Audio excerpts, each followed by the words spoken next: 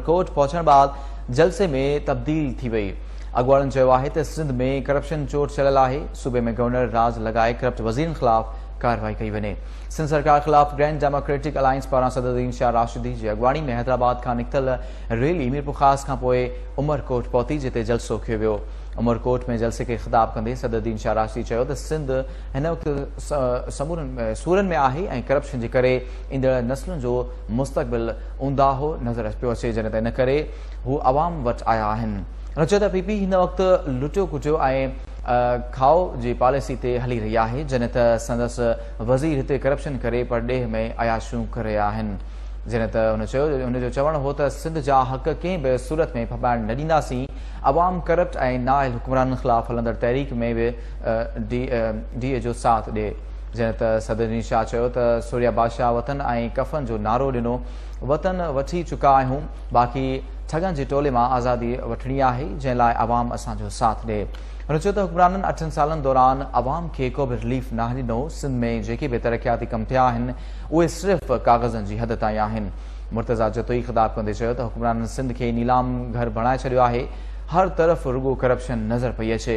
हुन चयो त जलसे में अवाम जी शिकत साबित करे छॾियो आहे त सिंध जो अवाम सुजाग थी चुको आहे ऐं हाणे हुक्मराननि खां पंहिंजा हक़ खसे वठंदासीं। जॾहिं त ज़ुल्फ़िकार मिर्ज़ा चयो त जंग असांजे ज़ाती न पर सिंध जे मज़लूम अवाम जी आहे ऐं अवाम खे सुजागी ॾियण लाइ हू मैदान ते निकिता आहिनि।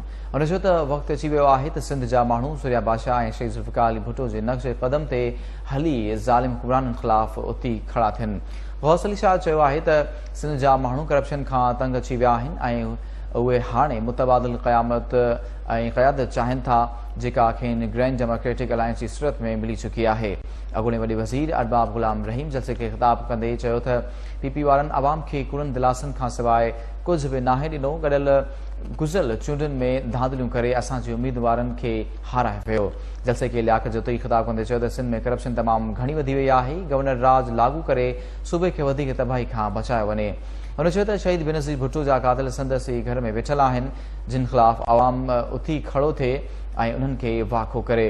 अयाज़ लतीफ़ अली जो पंहिंजे ख़िताब में चयो त सिंध तेल ऐं गैस जी पैदावार ईंदड़ सूबो आहे, पर हितां जो ग़रीब अवाम बुनियादी सहूलियतुनि खां महरूम आहे। हुन चयो त करप्शन जे करे मादनियात ॾींदड़ सूबो शाहूकार हुजण बजाए मुआशी बहरान जे वर चढ़ियल आहे ऐं माइरूं पंहिंजा बचा विकिरो करण ते मजबूर आहिनि।